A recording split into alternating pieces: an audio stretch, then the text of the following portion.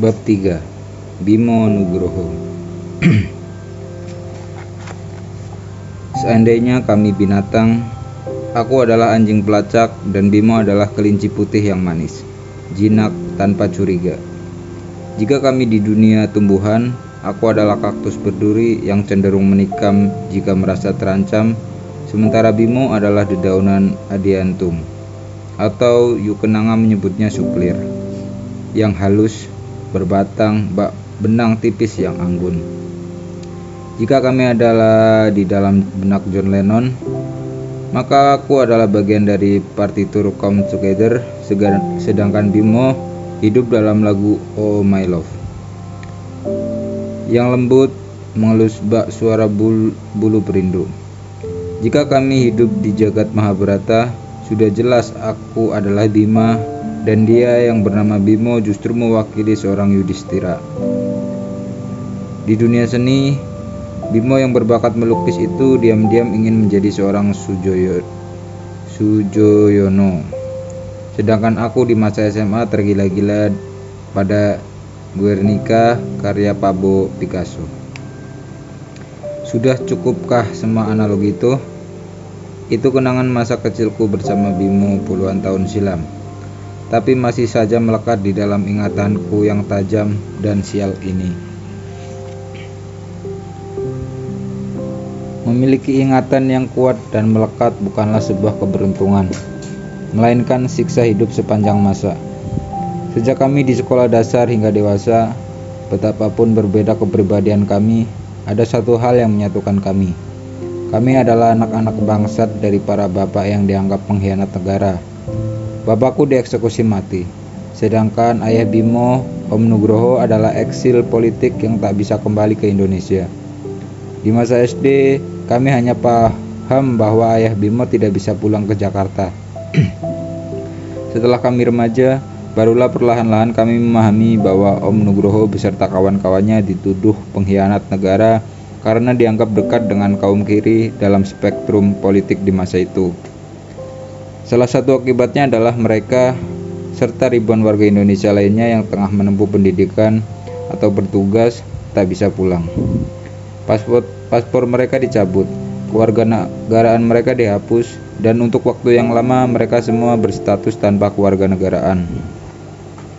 Kami mendengar bahwa Om Nuk, Om Dimas, kakak Om Aji, dan kawan-kawannya lama menetap di Beijing hingga akhirnya mereka kelak pindah ke Eropa. Tetapi informasi itu kami peroleh secara bertahap melalui berbagai drama rumah tangga. Di masa sekolah dasar, kami tak terlalu menyadari persamaan nasib kami bermuara pada orang tua. Bapak, Ibu, Pak De, Bude, Pak Le, Bule. Yang kami tahu, buku-buku dan layang-layang kuning jingga adalah satu hal yang menyatukan kami. Berbagai komik, majalah, buku, dan permainan kanak-kanak adalah hal-hal yang membuat kami gembira dan melupakan makhluk seperti Irwan dan para sepupu lain yang selalu saja ingin menghina.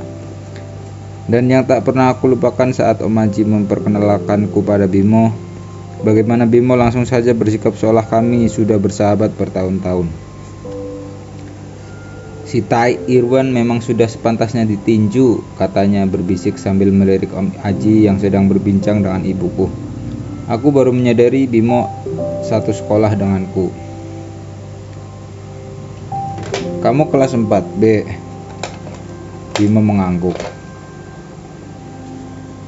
Aku jarang melihatnya karena tampaknya dia anak pemalu yang lebih sering duduk di kelas bahkan pada jam istirahat.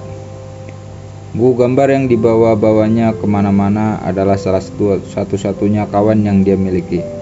Kelak, aku juga menyadari betapa berbakatnya Bimo hingga aku bisa membaca perasaan atau suasana hatinya melalui sketsanya yang jauh lebih ekspresif daripada tutur katanya. Aku ikut nonton waktu kamu menonjok dia. Bimo meniru caraku menonjok Irwan. Maka sekali lagi, kini dari kesaksian Bimo, aku disajikan peristiwa yang menyebabkan ramainya murid-murid mengelilingi kami, sehingga aku tak tahu lagi siapa yang menyoraki dan siapa yang ketakutan. Bimo menirukan bagaimana aku meninju Irwan dan Yongki secara bergilir dan betapa Pak Nurdin dan Ibu yang melesat keluar kantor terpana hingga akhirnya kami dipisahkan. Saat itu aku hanya bergumam, aku tak ingat semuanya, Bim. Aku hanya ingat hatiku panas. Siang itu juga Bimo mengajak aku bermain layang-layang. Aku punya benang gelasan baru, dibeliin Om Aji, katanya dengan mata lebar. Aku punya 2 layang-layang, dibelikan Om Aji juga. Seketika aku melupakan segala kemarahan, melupakan kata pengkhianat negara atau janda yang dilontarkan dengan nada benci. Seluruh rangkaian peristiwa yang meracuni jiwa itu seolah menguap begitu saja ketika aku segera bertindak, meminta izin pada ibu sembari berlari keluar bersama Bimo. Aku masih ingat betapa lebar senyum Om Aji dan Tante Retno begitu melihat aku menyambut ajakan Bimo. Setelah meminta izin pada ibu yang wajahnya tampak lega, kami semua naik mobil berwarna hijau kebiruan seperti telur asin. Di ujung ekor mobil itu aku melihat sebuah lambang bertuliskan Fiat. Itu warna yang aneh dan unik. Aku segera mengikuti Bimo naik di kursi belakang mobil. Om Aji di belakang setir dan Tante Retno duduk di sebelahnya. Begitu mesin dinyala, tiba-tiba saja hatiku ikut menderu. Mobil seperti sudah akrab dengan mobil ini. Bimo seperti sudah akrab dengan mobil ini dan bersemangat bercerita dengan suara nyaring, mengalahkan bisingnya suara helicak yang berselipan dengan becak dan bemo di luar jendela. Bahwa dia sebetulnya sudah bisa membuat benang gelasan, tetapi ibunya melarang untuk membuat sendiri di garasi rumahnya.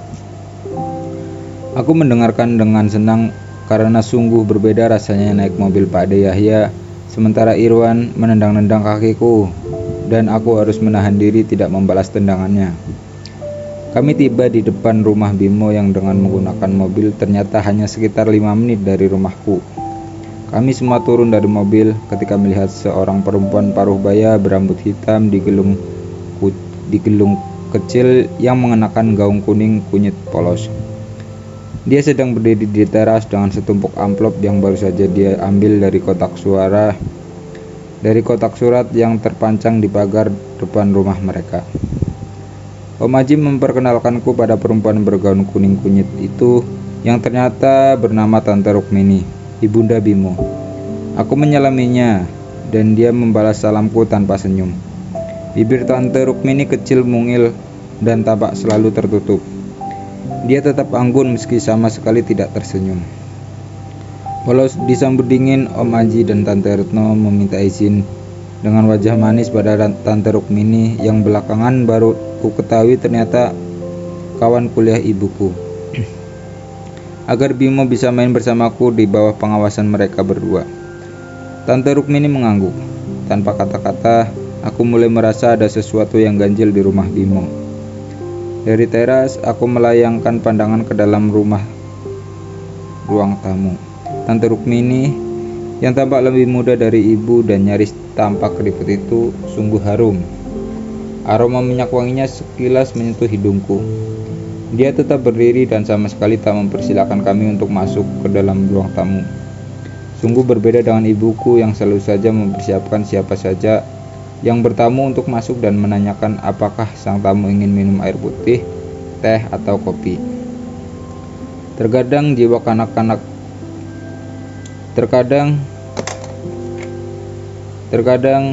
jika kawan-kawan Yukenanga atau kawan Yubulan berkunjung, ibu menawarkan green spot atau sirup sarsaparilla.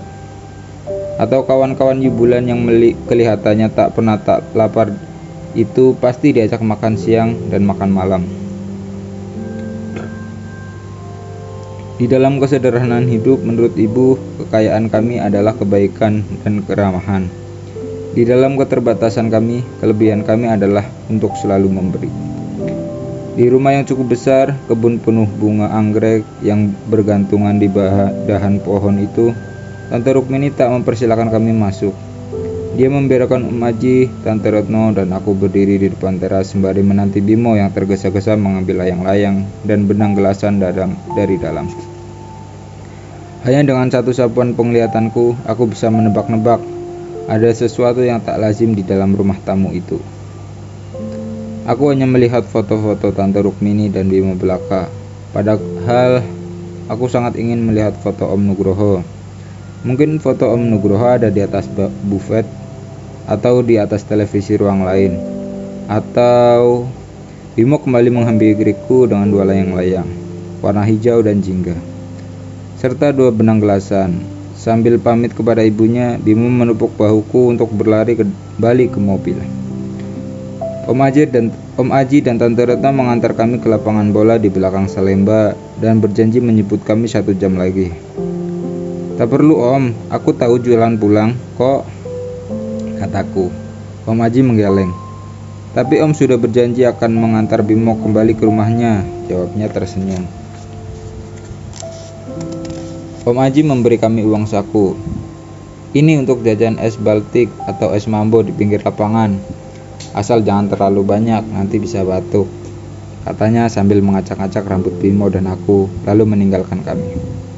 Kami segera berlari ke lapangan, bergantian menaikkan layangan.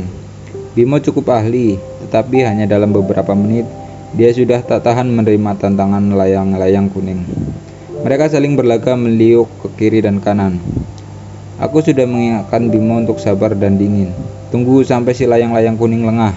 Tetapi Bimo tak sabar. Dia langsung menghajar, malah dialah yang kena putus. Tak mengapa. Giliran aku menaikkan layang-layang Bimo yang berwarna jingga mengkilat. Kali ini Bimo yang memegang layang-layang dan aku yang menyetir benang. Sekejap layang-layang naik dan si kuning sialan sudah melenggak-lenggok seperti mengejek kedatangan tamu baru di angkasa biru. Bimo tampak tak sabar. Dia ikut menarik-narik benang aku. Aku menggumam agar Bimo percaya kepadaku. Akan kusikat dia, Bim, tenang. Bimo melirikku dan entah bagaimana dia percaya kepadaku. Aku berdiri tanpa melakukan apa-apa kecuali hanya menyetir si jingga agar tetap tinggi. Angin Jakarta menderu. Layang-layang di udara yang semakin ramai satu persatu menjauh karena si kuning dengan congkak memutus benang mereka. Tak di darat, tak di udara, selalu saja ada makhluk yang semacam Irwan dan si layang-layang kuning. Aku menghela nafas, perlahan si kuning mendekati. Aku masih saja diam tak menggubris. Ketika si kuning menyelip ke bawah layang-layang jingga, dengan sigap kubabat dia. Das! Benang si kuning putus. Layang-layang kuning melayang-layang lemah seolah mengucapkan selamat berpisah kepada si empunya. Bimo meloncat-loncat girang. Dia tak berhenti-henti bersorak hingga suaranya parau dan butuh minum. Hari sudah agak sore, matahari sudah tergelincir. Kami sudah kehausan. Akhirnya kami memutuskan membeli es Mambo. Aku memilih es Mambo rasa kelapa muda dan Bimo memilih es rasa kacang hijau. Sembari menanti jemputan Om Aji, kami duduk di bangku panjang milik abang es Mambo sembari mengumam lagu. Layang-layang pak kasur, ku ambil bulu sebatang, ku potong sama panjang, ku raut dan ku timbang dengan benar, ku jadikan layang-layang. Entah bagaimana keriuhan perlahan mendera mengikuti matahari yang sudah makin turun. Aku tak ingin pulang dan tak ingin kembali ke sekolah besok. Bimo juga menjadi murung ketika bercerita bagaimana tetangganya selalu bermain layang-layang dengan ayahnya. Dia juga bercerita tentang ayahnya yang tak kunjung pulang ke Jakarta karena soal paspor. Entah apa. Ada urusannya dengan pemerintah pokoknya. Jadi papamu di mana? Tanyaku. Katanya di RRT. Sekarang kita menyebutnya RRC ya. Bimo mengoreksi dirinya sendiri sembari menggerutu tentang ejaan baru yang ditetapkan pemerintah, yang harus kami pelajari lagi di sekolah. Aku terdiam. Es Mambo sudah kuludes. Tanganku lengket, tapi aku malas beranjak untuk mencuci tangan karena aku mencoba menyampaikan pada Bimo bahwa aku tak tahu wajah bapakku. Om Aji yang banyak membantu ibu kalau ada apa-apa, kata Bimo. Aku terdiam dan merasa heran karena Om Aji dan Tante Retno juga sering datang ke rumah kami seperti sepasang malaikat penyelamat. Mengapa mereka selalu membantu kami? Jadi kamu juga saudara Om Aji? Tanyaku. Bimo mengangkat bahunya sambil menarik-narik plastik es mambonya. Nggak tahu, kata ibu, Om Aji teman bapak aku. Mungkin Om Aji adalah Superman. Aku menggumam. Siang hari bekerja di pabrik ban, malam dia menyelamatkan kita. Kami sama-sama terdiam karena tampaknya Om Aji dan Tante Retno adalah pasangan yang rajin membantu. Aku sudah tak tahu lagi berapa kali Om Aji dan Tante Retno mengelurkan tangan untuk keluarga kami. Kata Om Aji, Bimo memecah lamunanku. Kamu jago hafalan ya? Bimo tampak mengurangi segala gosip tentang diriku.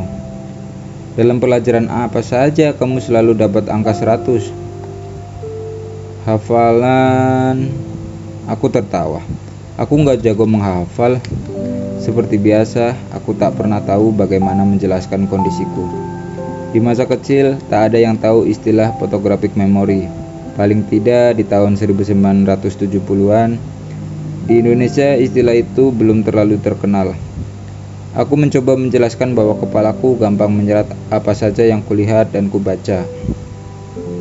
Kepalaku penuh, aku ingat segalanya. Misalnya, coba kamu tanya aku apa sajalah. Bimo terdiam sejenak. Misalnya ibu kota Kanada. Ottawa. Jangan pertanyaan gaya tepat dong. Bosan yang lebih susah. Bimo mengerutkan kening. Ibu kota Amerika. Ilmu bumi melulu. Washington DC. Cari yang lebih seru dong. Es mambo sudah tandas. Tinggal plastik pembungkusnya. Aku membuangnya ke tempat sampah yang digantung di gerobak si abang. Lalu kami numpang mencuci tangan. Begini, kataku akhirnya memutuskan untuk memenuhi rasa ingin tahu Bimo. Tadi ketika aku ke rumahmu, aku ingat semua isi ruang depan. Bimo mengerutkan kening. Apa susahnya? Rumahku kan biasa saja. Kami bertiga berdiri di atas teras ketika kamu sedang mengambil layang-layang di dalam.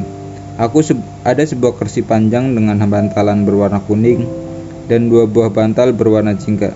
Di sebelah kursi panjang terdapat sebuah kursi tunggal dengan bantalan yang sama.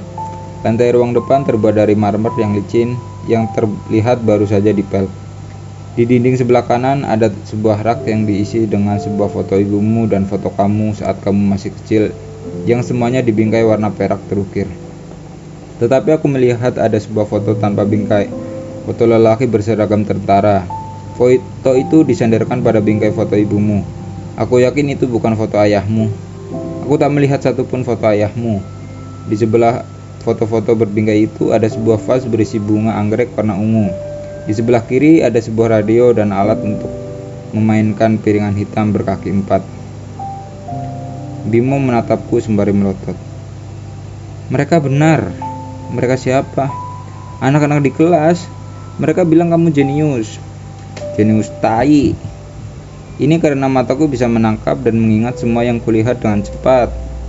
Padahal kamu setahun lebih muda dariku. Kata Om Aji, kamu lahir tahun 1965 dan kamu pernah loncat kelas.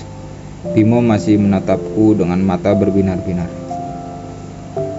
Aku ingat betul, aku mulai senewan karena Bimo seperti seorang fan yang bertemu dengan idola pemain sepak bola.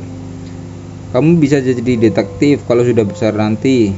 Bimo masih terus saja berseru dengan nada takjub. Jadi siapa lelaki dalam foto yang mengenakan seragam tentara itu? Tanyaku mengalihkan topik. Sinar mata Bimo mendadak redup. Dia tak menjawab. Aku tak memaksa. Tak lama kemudian mobil Fiat Om Aji terlihat meluncur dari kejauhan. Kali ini dia sendirian. Sore itu aku menyadari aku mendapatkan seorang kawan. Sejak peristiwa layang-layang jingga, Bimo dan aku tak terpisahkan. Kami berangkat ke sekolah bersama dan pulang sekolah bersama.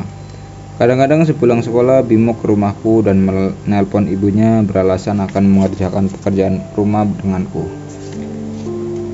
Biasanya Tante Rukmini akan menjemputnya sekitar jam 4 sore. Aku menyangka ibu dan Tante Rukmini yang sebetulnya kawan kuliah itu bakal berbincang hangat seperti sebuah reuni kawan lama. Ternyata mereka hanya saling menyapa dengan santun dan bahkan agak dingin. Tante Rukmini tampak tak terlalu gembira melihat aku tak pernah absen menyebut Bimo naik becak sebelum ke sekolah. Tetapi ibu dan Om Aji meyakinkannya bahwa kami berdua sudah bisa lepas untuk ke sekolah. Apalagi Pak Dul adalah abang becak langganan sehingga kami akan tiba di sekolah dan di rumah dengan aman. Pak Dul semacam sopir yang bisa dipercaya, kata Om Aji meyakinkan Tante Rukmini yang masih saja belum bisa tersenyum itu. Namun suatu hari ada satu peristiwa yang kemudian akhirnya menguak identitas lelaki di foto itu. Seperti biasa, aku tiba di muka rumah Bimo jam 6.30 karena lonceng SD Taman Hati berbunyi tepat pukul 7 pagi. Sebelum Pak Dul menghentikan becak, aku menyadari ada sebuah mobil jeep diparkir di depan rumah Bimo. Ketika aku turun dari becak, kulihat Tante Rukmini segera keluar menemuiku dengan alasan tak tergesa-gesa. Dengan alasan agak tergesa. Alam, hari ini Bimo tak berangkat bersamamu ya, nanti diantar ke sekolah. Aku tidak menjawab sembari mataku mencari-cari Bimo ke dalam rumah. Tentu saja Tante Rukmini seperti biasa tak mempersilahkanku masuk ke dalam rumahnya. Bimo sakit Tante. Ah enggak, nanti diantar kok, kalian bertemu di sekolah saja ya. Tante Rukmini bergegas masuk dan meninggalkan aku yang masih agak bingung. Pak Dul juga tampak sama bingungnya. Bimo sakit, katanya nanti dia diantar. Ayo Pak, kita ke sekolah. Hanya beberapa menit setelah aku meletakkan tasku di dalam kelas, aku melihat beberapa kawan sekelas berlari keluar menuju halaman depan sekolah kami yang kecil. Aku ikut-ikutan berlari ke halaman dengan depan karena menyangka ada pertunjukan ondel-ondel yang sering lewat sekolah kami. Ternyata mereka hanya ingin menyaksikan Bimo yang diantar ibunya dan seorang lelaki tegap yang mengendarai jeep. Aku langsung mengenalinya. Dia adalah lelaki paruh baya pada potret yang dipajang tanpa bingkai di atas rak. Bedanya lelaki ini mengenakan kacamata hitam di pagi hari yang belum silau oleh matahari. Mungkin dia sakit mata. Aku ingat ketika kedua mata Yukenanga bengkak dan bernanah. Ibu memerintahkan agar dia segera diobati dan mengenakan kacamata hitam untuk menutup kemungkinan penularan. Bimo berjalan meninggalkan ibunya dan lelaki berkacamata hitam yang kemungkinan sakit mata itu sembari matanya mencari-cariku. Aku segera keluar dari kerumunan monyet-monyet kecil yang mengagumi jeep warna hijau yang tampak perkasa itu. Hei, kenapa Bim? Tanyaku menyambar bahunya. Bimo menarik lenganku dan berbisik-bisik sembari berjalan menuju kelas 4B. Aku diantar Om Tentara. Ibu yang minta. Ya, aku tahu. Tadi aku kan ke rumahmu. Bimo menatapku. Kenapa sih ibu begitu? Sebetulnya sudah jelas mengapa Tante Rukmini memutuskan hal itu. Meski saat itu aku anak bawang di sekolah dasar, aku tahu apa yang sedang terjadi. Tetapi seperti kataku tadi, Bimo adalah seekor kelinci jinak yang tak pernah punya syak wasangka. Dan meski hidungku memiliki daya cium curiga bak seekor anjing pelacak, aku tak perlu mengotori pikiran Bimo yang saat itu memang masih seperti anak-anak seusianya. Aku ingat betul betapa sulitnya aku menahan diri untuk tak menyampaikan kepada Bimo apa yang begitu terkasat mata. Yang penting besok aku perlu jemput nggak? Atau kau akan diantar Om Tentara lagi? Siapa sih namanya? Bimo cemberut dan masuk ke kelasnya karena lonceng sudah berbunyi. Pada saat itulah aku seperti melihat Irwan dan kawan barunya Roy yang bertubuh cukup tinggi sengaja berjalan sambil menyenggol Bimo dengan keras sehingga Bimo terjatuh. Bimo yang tubuhnya memang harus kurus seperti sebatang korek api terpelanting begitu saja. Iwan tersenyum. "Berdiri lu, gila aja jatuh. Dasar letoy, anak tante gatal." "Bangsat," aku langsung menerjang tubuh Irwan dan menonjok mulutnya yang kotor itu sekeras-kerasnya dengan kepalan tinjuku. Aku menyadari Roy di belakang bahuku menyabarku, dan aku segera berbalik menendang perutnya. Pada titik itu, aku sungguh tak ingat apa yang terjadi kecuali aku merasa harus mengajar kedua bangsat itu. Samar-samar aku teringat hiruk-pikuk kawan-kawan perempuan yang menjerit karena hidung Irwan berdarah. Sementara Bimo berteriak meminta aku berhenti memukul. Aku baru menyadari apa yang terjadi ketika melihat Irwan tergeletak dengan wajah dan hidung berlumur darah.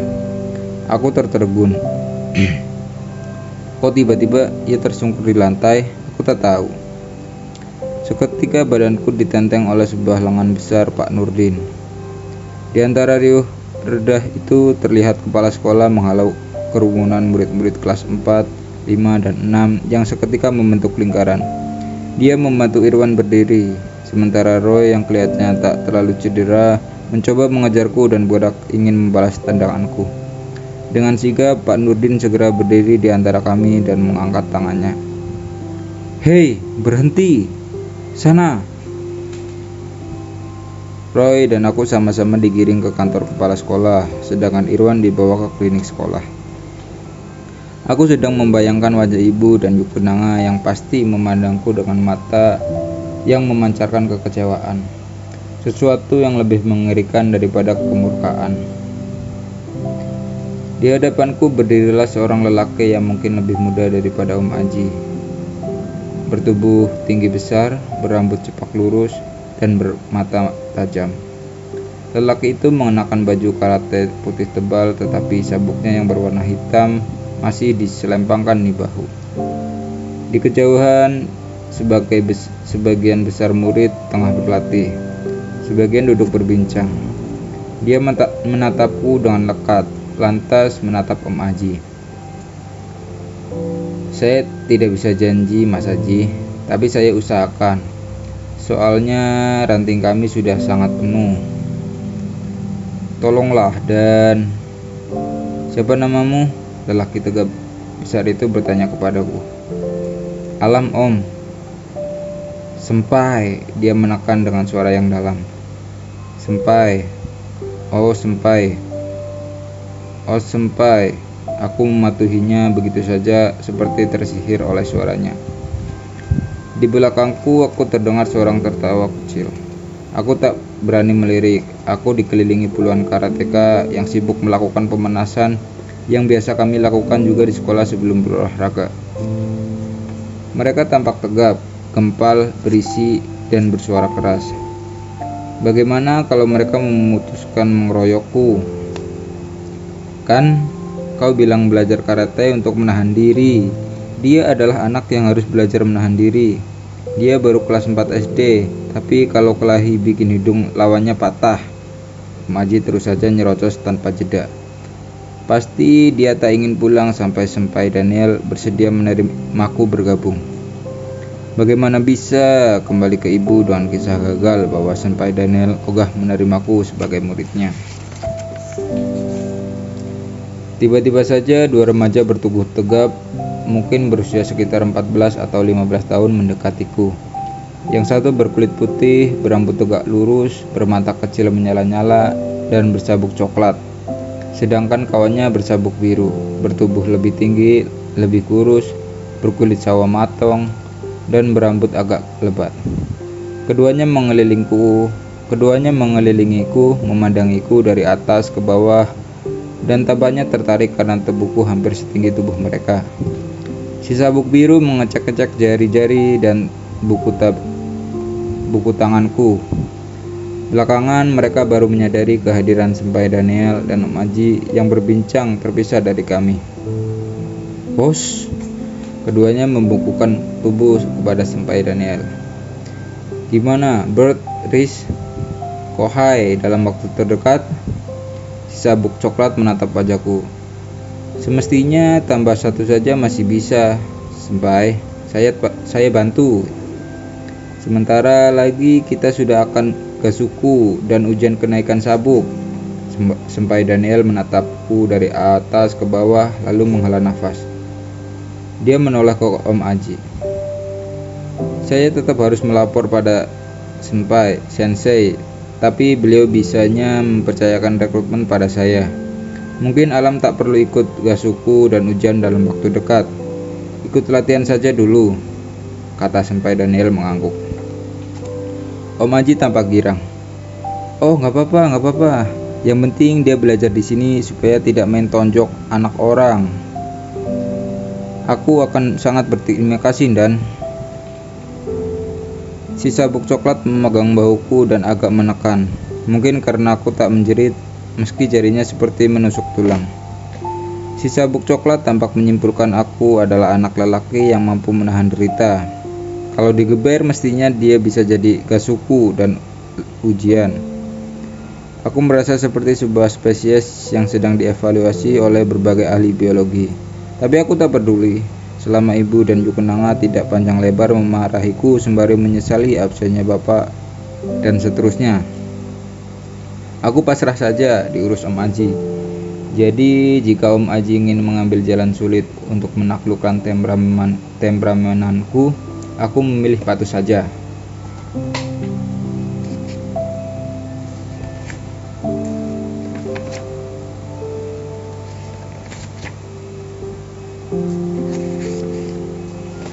Ternyata hukuman kepala sekolah yang mewajibkan aku setiap hari membersihkan WC sekolah selama sebulan tidak membuat Ibu luluh. Hidung Irwan patah. Itu dosa besar dalam kamus Ibu. Kekerasan bukan jalan keluar, karena beratus ribu bahkan jutaan orang di Indonesia pernah menjadi korban kekerasan fisik maupun mental. Dan kita harus mengubah itu jika ingin menjadi bagian dari masyarakat beradab. Demikian prinsip beliau. Maka Ibu memutuskan aku tetap dihukum lagi di rumah. Bisa kubayangkan bagaimana Ibu harus meminta maaf di sela omelan panjang lebar dari Bude Ita dan Pak De Yahya. Kalau sudah urusan hati Ibu, aku selalu cepat merasa bersalah. Terus lu nggak ikut? Si sabuk biru bertanya pada Bimo yang hanya duduk di kursi panjang menyaksikan acara evaluasi spesimen itu.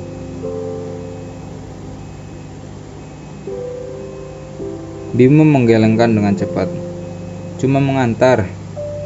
Kedua remaja lelaki yang semakin terlihat berwibawa itu mengangguk seperti dua lelaki dewasa yang tak membutuhkan penjelasan. Bagiku yang biasa dikelilingi remaja lelaki tolol, sikap mereka berdua sungguh aneh sekaligus menyegarkan. Si sabuk coklat menyuruhku berganti baju. Dia menyodorkan ranselku yang berisi baju karate dan menunjuk kamar ganti. Aku segera mengenakan baju karate yang terasa terburu-buru dibelikan Om Aji di pasar baru setelah drama hidung Irwan yang patah itu. Dibandingkan dengan para karateka yang berbaju tebal dan menimbulkan bunyi-bunyi kibasan garang setiap kali mereka menonjok udara, maka baju karateku berikut sabuk putihnya tampak lesu karena terbuat dari kain belacu suram yang tipis. Tetapi aku tak peduli. Begitu keluar dari kamar ganti, si sabuk coklat mendekatiku dan membantuku mengikat sabut lebih ketat. Siapa namamu? Alam. Gue Robert. Itu Haris. Barusan pamanmu bilang lu nggak bisa tahan diri kalau marah. Dia memandangku dengan wajah keras karena rahangnya berbentuk persegi 4. Sekarang ikut upacara. Camkan sumpah karate. Masukkan ke dalam jidat lu. Paham? Paham. Jawab dengan osh. Katanya dengan tegas. Osh. Kurang lebih 50 orang berbaris dengan rapi sesuai dengan tingkatan sabuk. Senpai Daniel berdiri di depan sebelah kiri dan selanjutnya para pemegang sabuk coklat, biru, hijau, kuning, dan adik-adik sabuk putih seperti diriku tampaknya yang paling banyak. Dengan rambut yang berkibar tertiup angin, kami semua berdiri tegap mengucapkan "Wosh" yang aku yakin bisa terdengar hingga Monas. Tak lama kemudian, terdengar seseorang berdiri di baris depan mengucapkan sumpah karate berbahasa Indonesia yang juga diikuti kalimat bahasa Jepang. Sumpah itu lantas diikuti seluruh halayak serempak. Aku mencoba mengucapkan semua ayat itu satu persatu dengan hikmat. Sanggup memelihara kepribadian, sanggup patuh pada kejujuran, dan seterusnya. Begitu ayat kelima diucapkan. 5. Sanggup menguasai diri. Keki no yo o imashi muju koto. Aku melirik ke arah Om Aji yang berdiri di pinggir lapangan bersama Bimo. Itu satu-satunya ayat yang sulit kumasukkan ke dalam hati. Praktik pertama dari ayat kelima sumpah karate adalah menghindari pertemuan dengan Irwan dan Roy agar tidak terjadi perkelahian. Robert menekankan dengan suaranya yang tegas. Kalau di bulan pertama dia mendengarkan laporan aku sudah berkelahi, dia akan menghukumku. Terus terang itu ancaman yang agak berat. Robert mengucapkan itu dengan sorotan mata tajam. Tapi ancaman ibu jauh lebih brutal. Kalau aku berkelahi dengan Irwan, ibu dan Bude Ita sepakat akan meletakkan kami di dalam satu kamar di rumah Bude. Aku akan diperintahkan bermalam di sana sampai bisa bersahabat dengan si bangsat itu. Maka demi menghindari hukuman yang menjijikan itu, aku selalu mengajak Bimo untuk ke perpustakaan sekolah yang mungil atau mencari Pak Nurdin, menanyakan berbagai tugas dan pekerjaan rumah agar Irwan tak punya kesempatan bermulut busuk. Semua siasat itu berhasil dan kami naik kelas 5 dengan sukses. Seperti biasa, aku juara 1 dan Irwan juara 2. Aku tak peduli sebetulnya dengan persoalan peringkat itu. Yang lebih mempedulikan adalah di kelas 5 kelak, aku bisa sekelas dengan Bimo dan tidak sekelas dengan Irwan. Tampaknya Pak Nurdin dan segenap guru sekolah juga berpikiran sama. Bimo dan aku diletakkan di kelas 5A, yang sayangnya juga bersama dengan Roy dan Yongki. Sedangkan Irwan naik ke kelas 5B. Di sana rupanya dia membiarkan sebuah kelompok baru meski Roy dan Yongki masih sekali gabung dengan tindak kriminal bangsat kecil itu. Selama beberapa bulan, situasi agak aman dan tentram. Dan sejauh ini aku masih bisa mematuhi ayat kelima sumpah karate. Keki no yu o imashi muju koto. Mungkin itulah sebabnya Robert menyarankan Senpai Daniel agar aku diperbolehkan ikut gasuku dan ujian. Aku berhasil lulus dengan mulus ke sabuk kuning. Sepulang sekolah, Bimo lebih sering menghabiskan waktunya di rumahku daripada di rumahnya. Aku menebak-nebak dia mencoba menghindari om tentara yang katanya semakin sering datang ke rumahnya. Sesekali Bimo diizinkan bermalam di rumahku pada hari Sabtu. Biasanya sehabis bermain layang-layang atau catur, kami duduk menyaksikan televisi. Sore hari setelah menyanyikan serial Ring Tin Tin dilanjutkan makan malam, kami menyaksikan tingkah Roger Moore menyelesaikan kasus kriminal dalam serial The Saints. Ibu mengizinkan kami menyaksikan TV sampai jam 10 malam. Lalu kami dihalau untuk tidur. Sesekali Bimo dan aku ikut membantu Yukenanga dan Mbak Mar memasak. Tentu saja kami ke bagian tugas yang gampang-gampang saja, seperti memotong sayuran atau menutup meja dan mencuci piring. Bimo tampak gembira karena menurut dia keluarga kami tidak membuat dia ketakutan. Kamu takut apa, Bimo? Demikian Yukenanga bertanya dengan wajah prihatin. Bimo hanya menggeleng-gelengkan kepala dan seolah ingin menikmati kegembiraannya di rumah kami. Aku senang karena Yukenanga tidak segalak biasanya jika ada Bimo. Segala rutinitas keseharian kami berjalan mulus sampai suatu hari guru kami mengumumkan bahwa kelas 5 dan 6 akan mengunjungi monumen Pancasila Sakti dan patung pahlawan revolusi di area Lubang Buaya. Kami menatap patung pahlawan revolusi yang tampak gagah sekali menatap kejauhan. Menurut ibu pemandu, segerombolan pemberontak telah mencoba merebut kekuasaan. Mereka menculik dan membunuh para jenderal, dan kemudian datanglah Presiden Soeharto yang menyelamatkan bangsa. Kami semua mencatat segala yang dituturkan Ibu Pemandu dengan taksim. Bimo bahkan mencatat dengan menggambar ilustrasi seperti yang digambarkan Ibu Pemandu. Menurut Ibu Pemandu, pembangunan monumen ini hasil masih tahap awal karena kelak mereka akan membangun gedung tambahan, sebuah museum besar yang nantinya akan berisi barang-barang peninggalan para pahlawan dan juga diorama saat itu. Saat itu, area yang kini lebih dikenal dengan sebutan Lubang Buaya hanya terdiri dari dua hal, sebuah sumur yang bibirnya kecil betul dan sejumlah patung jenderal tadi. Selebihnya, seperti disampaikan Ibu Pemandu, akan dibangun aneka bangunan dan museum. Seusai berkeliling dan mencatat, kami sudah boleh berkeliaran kemana-mana sambil menikmati makan siang yang dibawa di dalam kotak bekal masing-masing. Pada saat Bimo dan aku menikmati mie goreng buatan ibu, aku sengaja membawa 2 porsi.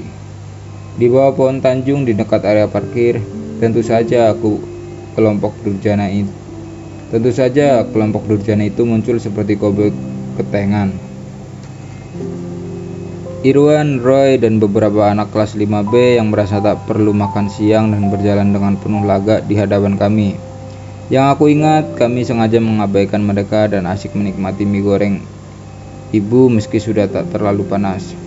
Tetapi tiba-tiba saja seorang kawan Irwan, anak kelas 5B, yang kelak ketahui bernama Suwarso, menghampiri kami. Dari gelagatnya aku sudah bisa menebak, dia pasti anak yang selalu diperintahkan sana kemari oleh Irwan. Berwajah polos, berkulit agak gelap, dan dia bertanya dengan ragu dan agak takut sembari sesekali menengok ke arah Irwan yang berdiri dari jauh. Bimo, dapat salam kompak dari Om Prakosa. Bimo seperti tersedak. Aku agak bingung karena belum pernah mendengar nama itu. Prakosa? Apa lu? Tanyaku setengah menyentak. Siapa Prakosa?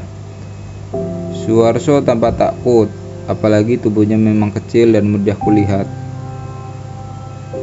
Dia menoleh ke arah kelompok Irwan dan sedang berdiri dari kejauhan. Maksud lu apaan, ha? Prakosa siapa?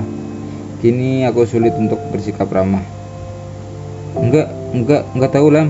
Kata Irwan, daripada bapaknya Bimo si pengkhianat negara, mending punya bapak Om Prakosa. Kata Irwan. Anak itu gugup karena aku semakin melotot. Aku sudah mau mencengkeram kerah anak itu, tetapi Bimo segera berdiri di antara kami dan menarikku untuk meninggalkan pohon Tanjung yang tak lama lagi memberikan keteduhan. Suwarso segera kembali ke arah kelompok bangsat itu dengan tubuh lunglai karena dia tak berhasil mengancam Bimo. Bimo segera mencari area para ibu dan bapak guru yang sedang duduk menikmati makan siang. Dengan demikian, Irwan dan anak-anak buahnya tak mungkin mengganggu kami. Prakosa? Aku bertanya perlahan. Iya, itu nama Om Tentara. Aku tak mau bertanya lebih lanjut karena wajah Bimo tampak semakin murung. Beberapa hari setelah kunjungan kami ke museum, aku tak bisa membiarkan kemurungan Bimo berlangsung terus-menerus. Apalagi dia seperti mempunyai sebuah pertanyaan yang hanya bisa dijawab ibunya sendiri. Akhirnya, aku harus melibatkan keluargaku. Yubulan adalah sumber pengetahuan di muka bumi yang tak akan mendampratku jika aku bertanya sebuah topik yang peka. Sore itu, aku mengetuk pintu kamar Yubulan dan dari dalam dia menjawab, "Masuk," dengan nada rendah seperti tak ingin diganggu. Kenapa, Lam? Yubulan tak mengangkat wajahnya dari meja belajarnya. Itu artinya Yubulan sedang membuat pekerjaan rumah matematika, karena dia bisa mengerjakan PR lainnya di tempat tidur. Yubulan dan aku punya kemiripan. Begitu pulang sekolah, setelah cuci muka dan cuci tangan, kami selalu ingin menyelesaikan pekerjaan rumah supaya tidak usah merasa ada beban. Kami efisien dalam bekerja karena ingin cepat bebas melakukan apa saja, bukan karena kami mencintai sekolah. Kamar Yu Kenanga dan Yu Bulan sebetulnya adalah kamar utama milik ibu dan bapak yang dibelah dua dengan papan triplex. Di masa lalu, ibu memutuskan pindah ke kamar yang lebih kecil dan memberikan kamar utama untuk kedua putrinya agar mereka masing-masing memiliki ruang pribadi. Satu kamar utama itu dibelah oleh sehelai tirai berwarna kuning muda berbunga-bunga jingga. Dengan demikian, kamar Yu Kenanga dan Yu Bulan hanya mempunyai satu pintu masuk dan satu jendela. Aku juga ingat ibu mengatakan kepada mereka, siapapun yang mendapatkan bagian yang ada jendela harus rela menetap di dalam area yang berukuran lebih kecil. Yu Kenanga memilih bagian tak berjendela, tapi ukuran kamar yang lebih luas. Dan Yu Bulan jelas memilih area yang berjendela. Setelah Yu Kenanga duduk di bangku SMA dan langganan jahitan ibu semakin antri, yang artinya keuangan agak membaik, maka ibu memutuskan mengganti tirai dengan triplex atau gipsum. Aku tak terlalu paham nama materi bangunan. Aku duduk di pinggir tempat tidur sambil menikmati keceriaan warna kamar Yu Bulan. Jika kamar Yu Kenanga berwarna krem, maka kamar Yu Bulan selalu memancarkan harapan dan dunia yang kuning muda dan penuh warna. Meski kami bukan keluarga kaya raya, sejak kecil Yu Bulan sudah tahu bagaimana menata kamarnya agar rapi, cantik, tanpa membuang uang. Misalnya, poster Lee Major The $6 Million Man. Dia memperoleh dari salah satu majalah remaja bekas yang dibeli dengan harga murah di pasar Senen. Atau poster Peter Falk, si detektif Colombo, sebetulnya potongan dari majalah Actuil yang digunting, dilapis karton, dan ditempel ke dinding. Kalau Yu Kenanga anti boneka binatang berisi kapas dan busa. Tempat tidur Yu Bulan penuh dengan bantal aneka warna dan bentuk dari tokoh kartun yang diperoleh sebagai hadiah ulang tahun atau kenaikan kelas dari Tante Retno. Jam alarm berbentuk bulan sabit kuning yang terletak di atas meja kiri tempat tidur diperoleh dari ibu ketika Yu Bulan berulang tahun ke-9. Bantal kucing Hello Kitty diperoleh dari geng kawan-kawannya. Bantal kucing Hello Kitty diperoleh dari geng kawan-kawannya yang konon berpatungan untuk membelikan barang mahal itu. Lam, Yu Bulan menyertakan seraya tetap menulis. Kepalanya tetap tenggelam di antara pekerjaan rumahnya. Yu tahu kan mengapa Bimo malas di rumahnya dan lebih sering main di sini? Tanyaku membuka pembicaraan. Yu Bulan hanya menggumam.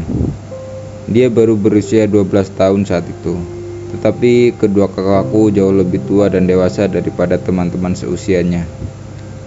Menurutku, itu karena derita yang mereka lalui ketika bapak sedang diburu aparat hingga akhirnya dieksekusi. Yu Bulan berhenti menulis dan menatapku. Bimo tahu menahu nggak sih soal Pak Prakosa dengan ibunya? Lah, kok Yu Bulan tahu namanya? Ya tahu lah. Aku baru tahu ini dari gerombolan bangsat itu, si Irwan. Ah, Irwan, anak dungu nggak ada otak. Dia nggak dungu, Yu. Yu Bulan kembali menulis. Jadi Bimo nggak tahu. Yuk, Bimo itu blow on. Tahun lalu dia masih menyangka bayi bisa tumbuh di rahim ibunya karena pasangan pengantin yang duduk di pelaminan. Dia belum paham sistem reproduksi karena kami baru mempelajarinya kuartal ini. Dia bingung melihat ada tante yang hamil tidak kawin. Tante Rin ya? Iya. Yu Bulan terkekeh-kekeh. Bimo anak manis. Om Nugroho betul-betul tak bisa pulang ya Yu. Kini Yu Bulan meletakkan pena Hello Kitty yang dia banggakan karena dia peroleh dari Om Aji ketika beliau pulang dari dinas di Jepang. Dia memutar badannya dan menyeret kursinya agar benar-benar duduk di hadapanku. Tak akan kulupakan bagaimana Yubulan menceritakan sesuatu yang lebih dalam tentang persahabatan Bapak dengan Om Dimas, Om Nugroho, Om Jai, dan Om Rizjaif. Lalu dengan bahasa yang sangat disederhanakan, Yubulan mencoba menjelaskan tragedi 65 di negeri ini. Aku ingat betul, meski pembicaraan Yubulan denganku ini terjadi 24 tahun lalu, kata demi kata yang diutarakannya tertancap di dalam benak dan hatiku, bahwa apa yang diceritakan ibu pemandu museum Lubang Buaya itu adalah sebuah sejarah berdarah di negeri ini. Namun, sejarah resmi yang kita pelajari tak ditulis dengan lengkap dan tidak sesederhana itu. Saat itu aku baru paham maksud Yubulan. Tepatnya, aku paham, tapi semua pertanyaan sumir itu melahirkan 1000 pertanyaan baru. Yang aku ingat, menurut Yubulan, Bapak dianggap bagian dari gerombolan pengkhianat atau paling tidak pendukung atau simpatisan, karena dianggap berkawan dan bersosialisasi dengan PKI. Bahwa Om Nugroho, juga Om Dimas, kakak Om Aji, Om Jai, dan Om Rizjaif adalah kawan-kawan Bapak yang tak bisa pulang ke Indonesia ketika mereka semua sedang menghadiri sebuah konferensi di Chile. Bahwa mereka semua dianggap sebagai butir-butir kerikil dalam sepatu yang perlu disingkirkan karena mengganggu kenyamanan tumit Orde Baru. Tentu saja itu bahasa kini. Setelah aku berusia 33 tahun, tetapi ya saat itu Yubulan menjelaskan dengan bahasa yang lebih sederhana dan ringkas tentang orang-orang yang diburu oleh pemerintah. Bapak adalah salah satu yang mencoba menghindar dari buruan aparat selama 3 tahun. Tetapi akhirnya beliau ditangkap di Jalan Sabang dan dihukum mati. Kelak, perlahan-lahan ketika Bimo dan aku duduk di SMP, kami mengetahui bahwa setelah tragedi 65 terjadi, ada begitu banyak orang yang langsung ditahan dan disiksa, diteror, diperkosa, atau menghilang begitu saja tanpa makam, tanpa kejelasan, tanpa berita. Dan setelah itu, perlahan-lahan aku juga mempelajari, ternyata hukuman itu berlaku tanpa henti terhadap keturunan Tapol dan eksil, baik dalam bentuk teror mental maupun stigma yang akhirnya diperkenalkan kepada kami dengan nama indah, bersih lingkungan, dan bersih diri. Pada usia rawan ini tentu tak mudah membahas persoalan yang betul-betul dewasa seperti hubungan Om Nugroho, Tante Rukmini, dan Pak Prakosa. Yubulan yang sebetulnya baru berusia 12 tahun pun ternyata cepat sekali menjadi dewasa daripada kawan-kawannya. Ia mencoba menjelaskan tentang pertemuan Tante Rukmini dengan Pak Prakosa sebiasanya, meski dia mengalami kesulitan untuk membahasakannya karena dia sendiri masih remaja. Sepertinya dia adalah tim pemburu kawan-kawan Bapak, termasuk Om Nugroho. Demikian Yubulan menduga. Paling tidak itu kata Yukunanga. Pihak pemburu itu juga rajin mendatangi rumah kami, rumah Tante Rukmini, rumah Om Aji, dan rumah semua orang yang dianggap sebagai bagian dari keluarga pengkhianat negara. Itu semua tentu saja membuatku teringat pada kunjungan sekolah kami ke Museum Lubang Buaya dan betapa dekat sekaligus jauhnya seluruh cerita sejarah itu dengan kehidupan kami. Tetapi saat itu aku masih belum paham mengapa Tante Rukmini merasa harus berlindung pada Pak Prakosa, dan mengapa pula hubungannya dengan keluarga kami dan keluarga Om Aji menjadi masam. Yubulan tak pernah bisa menjawab. Kamar Yubulan yang warna-warni itu terasa tetap kelabu dan murung. Aku merasa nasib Bimo untuk tahun-tahun berikutnya akan lebih muram. Malam itu aku kembali bermimpi. Sosok tanpa wajah itu datang lagi dan hanya berdiri dari jauh, seolah mengawasiku. Seperti biasa, aku tak bisa melihat wajahnya yang serba rata dan hitam, tetapi aku bisa mendengar embusan nafasnya. Seperti biasa pula, aku mencoba mendekatinya dan sosok hitam itu tak menjauh. Yang selalu membuatku merasa tertekan adalah karena sosok itu tak kunjung bisa tergapai, betapapun aku sudah berjalan mendekatinya. Aku ingin menghampirinya dan bercerita tentang mengapa ada seorang yang kosong, ada lorong yang begitu gelap dalam diriku. Aku ingin bertanya apa yang harus kulakukan dengan kegelapan itu. Dia hanya menatapku dengan wajah rata dan hitam itu. Lalu perlahan aku merasakan dan usapan lembut di belakang leher dan kepalaku. Aku tak ingin dia berhenti mengusapku, dan aku tak ingin bangun. Tiba-tiba sebuah ketukan beruntun itu membangunkanku. Kulihat bayang-bayang di balik tirai jendela kamarku yang menghadap ke kebun kecil kamar kami di samping rumah itu. Terdengar suara ketukan lagi dan geremangan suara Bimo. Jam berapakah ini? Aku menyeret kakiku membuka jendela. Sayup-sayup aku masih mendengar suara Anita Rahman mengucapkan salam perpisahan dunia dalam berita dari televisi di ruang tengah. Artinya masih baru sekitar pukul 10 malam.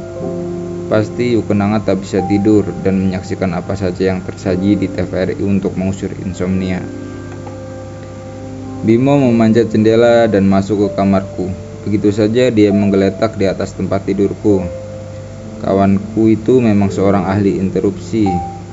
Bimo tak pernah peduli tempat dan waktu. Jika dia merasa membutuhkan aku, dia akan meluncur begitu saja dan mengocok-ocok segala sesuatu yang sudah kususun dengan rapi.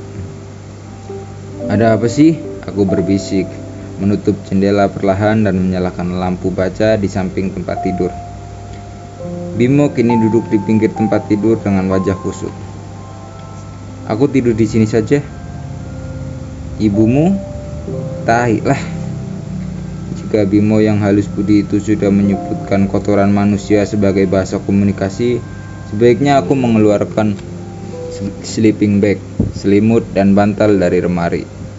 Tak banyak tanya, aku langsung beberes keperluan dia menginap. Bimo langsung masuk ke dalam sleeping bag dan aku mematikan lampu. Dalam gelap, Bimo bergumam, tapi aku bisa mendengar suaranya. Aku ingat betul, Bimo mengatakan kalimat itu dengan suara perlahan, tapi terasa menghantam telingaku.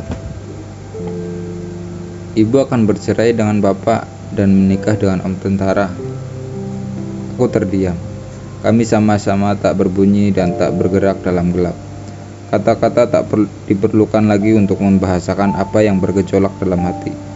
Aku membalikkan tubuh menghadap ke arah Bimo yang telentang menghadap langit-langit kamar. Aku tahu betapa sulitnya Bimo untuk mengungkapkan perasaannya. Betapa dia tak akan pernah menyatakan protes apapun setiap kali ibunya memutuskan sesuatu.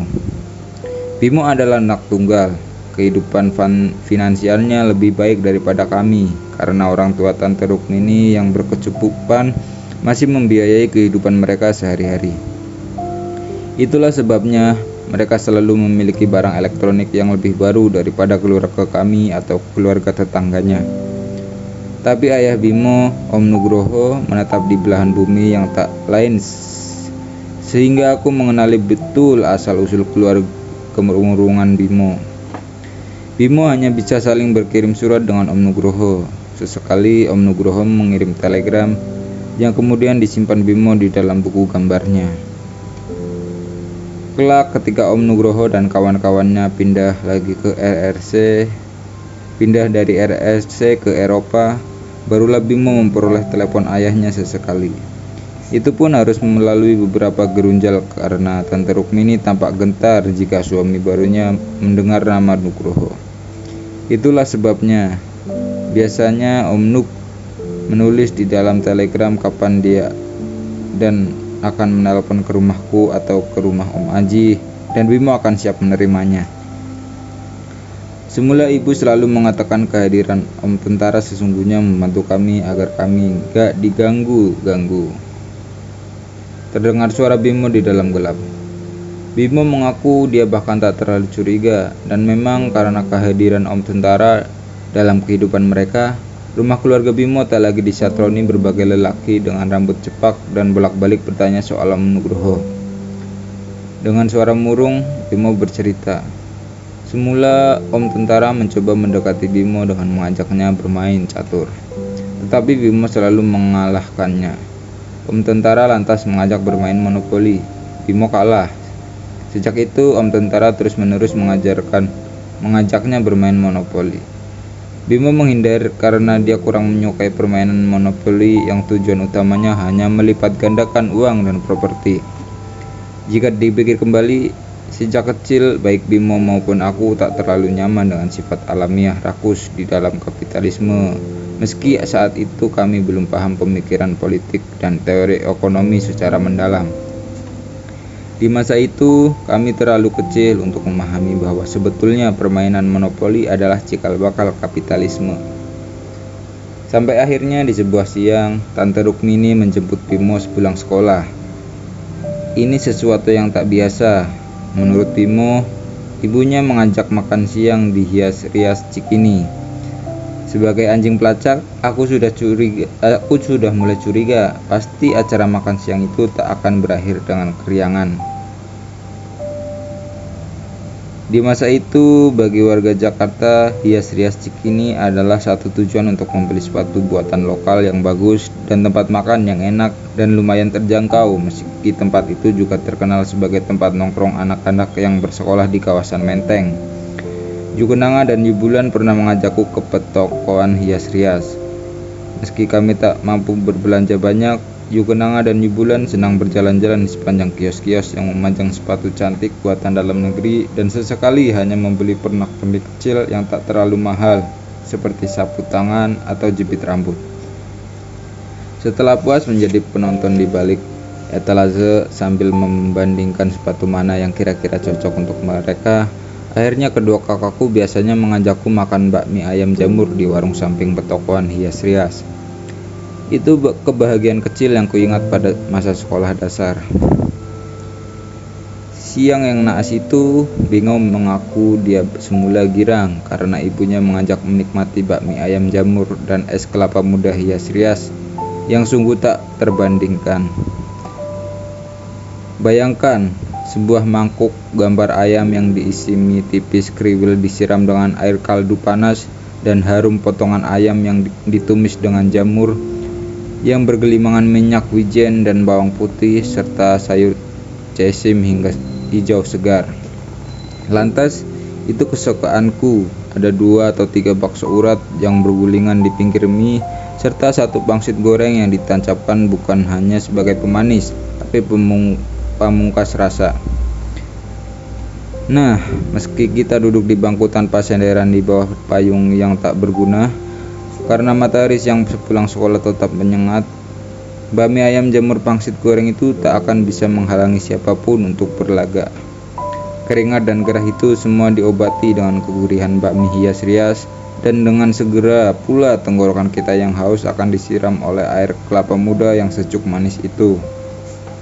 Itulah yang dibayangkan Bimo ketika Tante Rukmini menyebut bakmi ayam jamur pangsit hias-rias. Siapa yang curiga bakmi ayam jamur itu menjadi pengantar pada sebuah pengumuman yang meruntuhkan segala selera. Ternyata Om Tentara sudah menanti di warung bakmi hias-rias itu. Tetapi menurut Bimo, dia masih belum curiga meski merasa tak nyaman. Lalu kira-kira inilah gambaran Bimo tentang percakapan antara Om Tentara, Tante Rukmini dan dirinya. Apa yang kutulis ini adalah parafrasa dengan bahasaku bercampur bayanganku berdasarkan cerita Bimo pada malam itu. Bimo, sekolahmu bagaimana? Masih suka diganggu si boy? Demikian Om Tentara membuka percakapan. Bimo yang masih asik dengan bakmi bertanya balik. Boy siapa Om? Itu boy yang mempermalukanmu itu. Oh, Roy. Iya, Roy. Kamu masih suka diganggu, Roy? Bimo hanya menggelengkan kepala. Kan ada Alam yang menghajar Irwan. Sekarang mereka gak berani ganggu aku, Om, termasuk Roy. Irwan itu anak Pak Jenderal Yahya. Ibu Bimo mengingatkan Om Tentara. Om Tentara mengangguk. Tante Rukmini mengusap-usap punggung Bimo. Jangan khawatir, mulai sekarang kalau Roy mengolok-olok kamu lagi, bilang Om Prakosa ya, mereka akan kapok. Suara Tante Rukmini membuat Bimo terdengar bangga. Dia tersenyum-senyum melirik Om Tentara. Demikian Bimo menceritakan suasana aneh itu kepadaku. Tapi saat itu Bimo bukan orang yang mudah curiga. Gerak-gerik dan bahasa tubuh ibunya tak terlalu diperhatikan karena bakmi ayam jamur itu menyita perhatiannya. Sembari mengunyah, Bimo menjawab, "Sudah ada Alam, aman kok Om. Roy kapok." Om tentara menatap Bimo dan berkata, "Tapi Alam tidak mengajarimu bela diri kan? Dia membuat kamu tergantung pada dia." Bimo tak paham maksud Om tentara. Dia mengunyah sambil berusaha mencerna kata-kata Om tentara. "Alam selalu membela Bimo Om. Kebetulan hari itu Alam terlambat masuk kelas." Tante Rukmini saling melirik dengan Om tentara. Bimo kembali asik dengan bakmi ayamnya. Bimo sebetulnya sama seperti aku. Jika berhadapan dengan makanan, sekeliling kami jadi tak penting. Makanan enak adalah peran utama, selebihnya adalah figuran. Jadi aku sangat paham jika saat itu Bimo tidak mau memusingkan ucapan ibunya maupun Om tentara. Mungkin ini yang menyebabkan Tante Rukmini tiba-tiba saja menjatuhkan bom di tempat muka Bimo. "Bimo, kamu membutuhkan seorang bapak." Bimo mendadak terbatuk-batuk. Bakso yang sedang dikunyahnya terasa menyelip begitu saja tanpa dikunyah. Tante Rukmini buru-buru memberikan air putih dan Om tentara menepuk-nepuk punggung Bimo. Dengan air mata yang basah karena tersedak, Bimo bertanya, "Apa, Bu?" "Kamu membutuhkan seorang bapak." Bimo memandang ibunya lalu memandang Om tentara. "Aku memang pingin bapak pulang, Bu. Kan bukan salahku kalau bapak nggak bisa datang." "Oh, enggak. Nggak ada yang menyalahkanmu, Bimo." Tante Rukmini menenangkan Bimo. "Ibu mau menyampaikan bahwa mulai bulan depan Bimo bisa memanggil Om Prakoso dengan sebutan Bapak." Bimo masih juga belum paham. Dia memang kadang-kadang perlu digocoh kepalanya. Kalau aku ada di sana, pasti dia segera mengerti apa yang sedang terjadi, karena aku bakal menjadi semacam entrepreneur atau ensiklopedi yang menerjemahkan situasi kepadanya. "Kenapa mesti ganti panggilan, Bu?" Om tentara yang kini sebaiknya aku sebut sebagai Om Prakoso mendaham-daham dan memegang bahu Bimo. Pegangannya kuat, hampir seperti ingin meremas meski mungkin maksudnya ingin membelai seperti anak sendiri. "Bimo, Om ingin melindungi ibumu dan kamu. Dunia ini jahat dan penuh teror." Kedua tangannya mengepal keluar dan dari kantong tidur. Demikian Bimo meniru gerakan tubuhnya bak aktor teater ketika menceritakannya kembali padaku. "Jadi, mulai bulan depan kita semua akan serumah. Kita saling menjaga." Bimo kembali menatap ibunya dan Om Prakoso bergantian. "Rumah Om kenapa?" "Baiklah, sampai di sini. Terus terang aku ingin menonjok sahabatku itu. Betul, saat itu kami masih duduk di kelas 5 SD. Tapi mengapa segalanya harus diucapkan dengan terang benderang? Mungkin itulah persoalannya." Bimo tak pernah didera rasa curiga, sedangkan aku selalu merekam bahasa tubuh dengan dengus nafas setiap orang yang berhadapan denganku.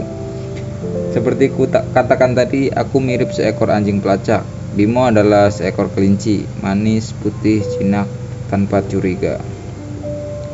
"Bimo," Tante Rukmini akhirnya memutuskan untuk menyelesaikan pembicaraan yang berkepanjangan itu. "Om Prakoso akan menjadi bapakmu." Seketika Bimo berhenti menyuap mie dahsyat itu. Dia tidak bisa menyentuh sisa bakmi ayam jamur pangsit yang merana. Seluruh isi mangkuk ayam itu sudah hilang pesona. Bimo tak paham bagaimana Om Prakoso bisa menjadi bapaknya. Padahal Bimo sudah memiliki bapak. Baiklah, ini memang deskripsi tambahanku karena saat Bimo menceritakan, dia tak menceritakan nasib bakminya. Bapak bagaimana?" "Bapak tetap bapak kamu, tapi tidak serumah lagi dengan kita. Kalau sudah waktunya, kita akan pindah rumah ya. Rumah yang lebih besar di Tebet," kata Om tentara sambil memajukan mangkok ayam yang sudah tidak menarik itu. "Tebet di mana?" Nggak jauh kok, kami masih tetap sekolah di Salemba dan masih bisa main bersama alam. Cuma rumah kita di percetakan negara terlalu kecil. Tante Rukmini mencoba menjelaskan dengan nada manis. Bimo mencoba menyodok mie ayam itu dan memasukkan ke mulutnya. Tiba-tiba saja, kata Bimo kepadaku, ada yang mendesak kerongkongannya. Dia bertanya dengan suara parau dan air mata berlinang. Kalau bapak pulang, terus cari-cari Bimo gimana, Bu? Bapak kan taunya rumah kita di percetakan negara. Dan seketika pecahlah tangis Bimo. Dia tak tahu apakah dia menangis karena bapaknya tak bakal bisa menemuinya di rumah percetakan negara, atau karena dia akan mempunyai bapak baru, Om Prakosa. Dan di dalam gelap itu, Bimo menghentikan ceritanya. Melalui cahaya bulan yang menembus jendela, aku melihat air matanya menetes deras. Aku turun dari tempat tidur dan duduk di sebelahnya, menepuk bahunya, menemaninya. Ketika aku masih kelas 3 SD, Nyi Bulan memperkenalkan aku kepada pelbagai komik wayang Mahabharata maupun seri Panji yang dilukis oleh R.A. Kosasih. Komik itu muncul satu persatu paling tidak 3 bulan sekali. Kadang-kadang satu jilid muncul setelah kami menanti. Kadang-kadang bisa juga ada dua jilid yang hanya berjarak 2 bulan. Bagaimanapun itu, Nyi Bulan telah berhasil membuat aku dan setahun kemudian Bimo bergabung dengan geng komik Roxy. Sama-sama kecanduan kisah Mahabharata, Ramayana, dan Panji Semirang. Setiap kali Bulan mendapatkan informasi bahwa edisi terbaru dari salah satu serial komik itu sudah keluar, maka kami naik helicak menuju Roxy. Setelah aku duduk di kelas 4 dan mengenal Bimo, aku mengajaknya ikut bergegas ke Roxy bertiga untuk berbelanja komik.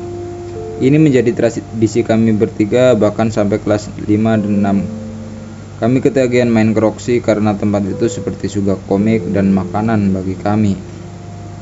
Tentu saja ke Roxy selalu menyediakan bonus.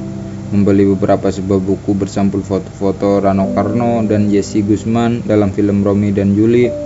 Lalu menyaksikan film barat di Roxy Theater yang kursinya penuh bangsat.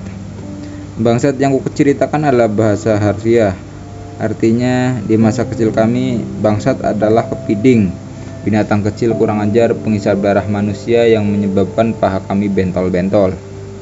Di masa itu, biasanya film impor yang masuk adalah produksi yang ditayangkan di Amerika 2 atau 3 tahun sebelumnya. Kami rela paha kami menjadi penuh bentol merah akibat gigitan bangsat seusai menyaksikan film Melody, sebuah film Inggris tentang remaja sekolah menengah yang nekat ingin kawin. Mark Lester menurutku terlalu manis, tetapi mungkin lelaki macam itu yang disukai perempuan remaja di tahun 70-an. Yang jelas, aku terpana dengan aktris Tracy Head yang memerankan Melody. Bermata bulat bersinar, berambut hitam panjang, dan berbibir manis karena senantiasa tersenyum. Pada saat itu, aku kurang konsentrasi menyaksikan film karena membayangkan apa yang akan terjadi jika Bimo pindah rumah dan tempat ayah barunya. Tiba-tiba aku ingin melakukan apa yang dilakukan tokoh-tokoh dalam cerita wayang Panji Semirang. Di dalam komik itu diceritakan Panji Semirang sesungguhnya bernama Putri Chandra Kirana. Atau di masa itu komik kami masih tertulis dengan ejaan Putri Chandra Kirana. Putri Chandra dan kedua dayang-dayangnya kabur dari istana Jenggala karena Sang Prabu dan Ibu Tiri Padukaliku memperlakukannya dengan tak adil. Tetapi lebih lagi karena kematian ibunya Suri mencurigakan. Putri Chandra menyamar menjadi lelaki sebagai Panji Semirang dan mendirikan kampung di tengah hutan. Panji dan kelompoknya merampok siapa saja yang melalui kampungnya untuk hidup. Ketika suatu hari dia mendengar tunangannya Inu Kertapati akan dikawinkan dengan adik tirinya, Panji Semirang mengobrak-abrik pesta itu. Dia bisa menggagalkan perkawinan itu. Dan entah bagaimana, meski aku tahu betul Panji Semirang adalah sebuah cerita, pada saat yang gelap seperti ini, cerita itulah yang terus-menerus berkelebat di benakku. Setelah malam itu, Bimo tampak tak ingin pulang, hingga akhirnya Tante Rukmini datang menjemputnya ke rumah kami. Meski setiap pulang sekolah Bimo pasti mampir dan rebahan sambil membaca di kamarku tanpa membalik-balik halaman bukunya, aku tak pernah mau mengganggunya. Kami sama-sama tak mau banyak membicarakan hidup Bimo di masa depan. Masa depan bagi anak-anak seperti kami cukup berhitung 6 bulan ke depan saja, bukan masa depan seperti yang biasa diutarakan para orang tua.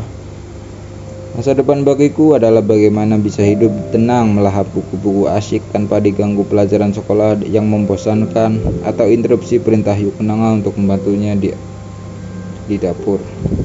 Atau bagaimana mempunyai uang cukup agar aku tidak kehabisan komik di toko buku Green Shop di Roxy. Masa depan bagi Bimo kali ini bukan lagi menghindar dari Roy, tetapi bagaimana mengatasi kegelisahan dalam diri sendiri bahwa dia akan mempunyai 2 orang bapak. Kami mulai menghindari pembicaraan tentang rencana kepindahan Bimo ke Tebet, karena itu berarti dia dan aku akan berjarak jauh. Dan itu juga berarti kami tak lagi bersama-sama berangkat ke sekolah. Arti lain lagi bagi Bimo, di rumahnya akan ada orang asing bernama Om atau Pak Prakosa yang biasa kami kenal sebagai Om Tentara. Bapak disetip lam. Tiba-tiba Bimo menyeletuk sambil mengoret-oret pensil 2B di atas buku gambarnya di kamarku. Aku meletakkan komik yang sedang kubaca. Seingatku saat itu aku sedang membaca komik Baratayuda bagian yang sedang seru, karena tampaknya Gatotkaca akan mengorbankan diri untuk mati karena kehabisan senjata pamungkas, Konta yang mematikan. Pengorbanan itu diperlukan agar Arjuna bisa menemani pertarungan melawan Karna. Bukankah itu pertarungan terbesar abad ini? Tapi aku harus menunda rasa penasaranku. Bimo yang duduk di lantai sambil bersender di pinggir tempat tidurku tampak mengoret-ngoret dengan ganas. Kelihatannya dia sedang menggambar sepasang mata. Disetip gimana maksudnya? Bimo tak langsung menjawab sambil tetap mencoret-coret dengan pensilnya. Ya, disetip, dihapus namanya dari hidup kami. Memang sebelumnya foto-foto bapak sudah disimpan ibu sejak Om Tentara sering datang. Tapi sekarang ada satu-satunya foto kami bertiga yang ditempel magnet di lemari es juga dicopot. Lalu ibu minta album-album foto yang ada bapak semua dikumpulkan. Kita mau disingkirkan kemana? Aku masih punya 2 foto bapak yang diam-diam kusimpan di dalam tas sekolahku. Aku bangun dan duduk menatap Bimo dari samping, pura-pura tidak melihat Bimo yang sibuk menghapus air matanya sembari tetap menggambar dengan hikmat. Aku bahkan tak berani menghiburnya atau menepuk bahunya atau mengatakan, "Tenang Bim, suatu hari kamu akan ketemu bapakmu." Itu semua bohong belaka. Aku semakin merasa resah karena merasa tak bisa melakukan apapun. Tiba-tiba meluncur begitu saja kalimat yang tak terduga dari mulutku. "Mengapa kamu gak pindah ke sini aja? Tinggal sama aku." Bimo menatap terkejut. Matanya bersinar setengah berharap. Hanya sekejap, 5 detik kemudian, sinar itu redup. Mana mungkin, pasti ibu dan Om Prakosa melarang. Loh, justru maksudnya menjauh dari mereka. "Ayo Bim." Pintu kamar terbuka tanpa diketuk. Yukenanga masuk, agak melotot, memberitahu Tante Rukmini sudah datang menjemput. "Lain kali kau tak boleh sembarangan menawari orang lain pindah ke rumah ini." Tiba-tiba Yukenanga melabrakku dengan nada tegas. Persis 5 menit setelah Bimo dan ibunya meninggalkan rumah kami. Loh, aku agak terkejut dengan telinga Yukenanga yang tajam. Aku masuk ke kamar dan Yukenanga mengikutiku. "Kenapa enggak? Daripada dia tinggal dengan Pak Prakosa." "Alam, Bimo masih punya seorang ibu. Dia harus tinggal bersama ibunya, terlepas akan ada Prakosa atau tidak." Aku tak menjawab. Aku tak tahu yang mana lebih buruk, tumbuh sebagai anak yatim atau memiliki 2 ayah seperti Bimo. Yukenanga duduk di kursi belajar sementara aku berselonjor di tempat tidur sembari terus melontarkan betapa sulitnya aku membayangkan keadaan Bimo yang sangat bingung karena dia sangat mencintai bapaknya di seberang benua Dan tiba-tiba saja datanglah Pak Prakosa yang merasa dirinya sebagai seorang penyelamat. Yang pasti, hidup Bimo akan lebih ruwet karena sebelum menikah dengan Tante Rukmini saja, Pak Prakosa sudah mengeluarkan peraturan-peraturan yang aneh. Aneh bagaimana, Lam? Aku menjawab bahwa foto-foto Om Nuk mendadak hilang begitu saja. Seolah Bimo dan Tante Rukmini dianggap tak boleh memiliki sejarah. Kata Bimo, Om Nuk disetip dari ingatan Bimo. Itu kan tak mungkin, Alam. Om Nuk tetap ayah Bimo. Yukenanga segera menyela aku. Memang tidak mungkin dan tidak boleh. Aku juga tak akan memperbolehkan ibu meralat susunan keluarga kita. Biar bapak sudah tidak ada, aku tak akan membiarkan ibu mencari pengganti bapak. Ya nggak boleh gitu, Lam. Ibu sih kelihatannya tak tertarik memberi bapak baru untuk kita. Tapi kalaupun suatu hari beliau mau, kita bisa apa? Loh, ya nggak boleh, kataku dekil. Aku menambahkan bahwa aku ingin sekali kami membatalkan perkawinan Tante Rukmini dan Om Prakosa. Tapi apa daya, kami adalah anak-anak sekolah dasar yang tidak bisa apa-apa. Yukenanga menggelengkan kepalanya. Dia duduk di pinggir tempat tidur.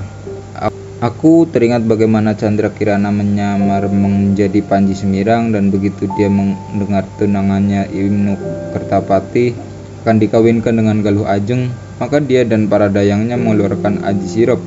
Seluruh kerajaan tertidur dan Panji mengobrak-abrik persiapan pernikahan itu. Itu yang ingin kau lakukan? Membantu Bimo menghalangi pernikahan Tante Rukmini? Tidak, hanya berhayal. Mana mungkin kami melakukan itu. Pak Prakosa punya pistol. Kami sama-sama terdiam. Segala yang berbunyi persenjataan selalu membuat kami tegang. Alam, suara Yukenanga mencoba memecah keheningan. Ingatlah ini, siapapun yang dikawini Tante Rukmini, Om Nuk tetap ayah Bimo. Dan demikian juga bapak, dia tetap bapak kita. Kita tak pernah bisa memilih orang tua kita, tapi kita bisa memilih untuk selalu bersikap dan bertindak dengan baik. Sebagai generasi berikut, kita belajar dari kesalahan maupun kebaikan mereka. Saat itu, kalimat Yukenanga terdengar bagus, bijaksana sekaligus menyebalkan. Kelak, Yukenanga menyerah juga pada usulku untuk membiarkan Bimo menjadi bagian dari keluarga kami. Tetapi kalimat Yukenanga tentang bapak akan tetap menjadi bapak kita baru kusadari maknanya setelah aku masuk masa pubertas. Setelah kisah tentang bapak perlahan-lahan terkuak dan menggebrak sekaligus menghancurkan masa remajaku.